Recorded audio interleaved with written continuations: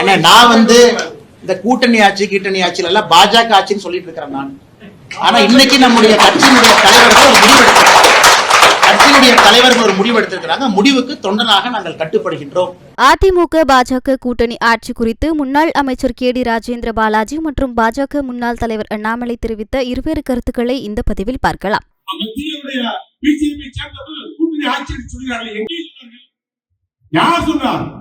தமிழ்நாட்டில் எடப்பாடியார் ஆட்சி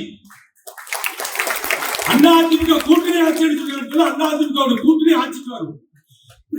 இதுதான் அர்த்தமே ஒழிய அதிமுக தலைவர் எடப்பாடி அம்மாவுடைய ஆட்சி தான் தமிழ்நாட்டில் வரும். மெஜாரிட்டி சட்டமன்ற உறுப்பினர் பெற்ற அதிமுகவுடைய முதலமைச்சராக மக்களின் முதலமைச்சராக எடப்பாடியார் ஆட்சிக்கு வருவார். எல்லா சமுதாய மக்களையும் தமிழ்நாட்டில் எடப்பாடியார் தாண்டி இங்கே எந்த வாதத்துக்கும் இடம் இருக்காது. நீங்கள் தைரியமாக சிறுபான்மை மக்களிடத்தில் சொல்லுங்கள், இஸ்லாம் மக்களிடத்தில் சொல்லுங்கள், கிறிஸ்துவ மக்களிடத்தில் சொல்லுங்கள், பெரும்பான்மை மக்களிடத்தில் சொல்லுங்கள். ஆன்மீகத்தினுடைய அடையாளமாக இருக்கக்கூடிய கட்சியே அதிமுக தான். அது இஸ்லாத்தாக இருந்தாலும் இஸ்லாத்தாக இருந்தாலும் கிறிஸ்துவமாக இருந்தாலும் இந்துவாக இருந்தாலும் ஆன்மீகத்தின் அடையாளமாக இருக்கக்கூடிய ஒரே கட்சி அதிமுக, ஒரே தலைவர் எடப்பாடியார். ஆனா அதிமுக பொறுத்தவரைக்கும் கூட்டணி ஆட்சி வாய்ப்பே கிடையாது.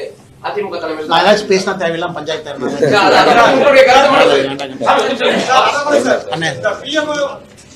அண்ணா நான் வந்து இந்த கூட்டணி ஆட்சி கீட்டணி ஆட்சியில எல்லாம் பாஜக ஆட்சின்னு சொல்லிட்டு இருக்கிறேன் நான். ஆனா இன்னைக்கு நம்முடைய கட்சியினுடைய தலைவர்கள் ஒரு முடிவு எடுத்திருக்கிறாங்க. முடிவுக்கு தொண்டனாக நாங்கள் கட்டுப்படுகின்றோம்.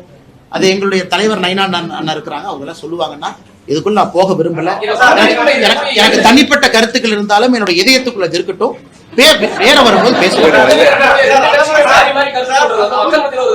அண்ணா அதெல்லாம் வரும்போது பாத்துக்கலாம்.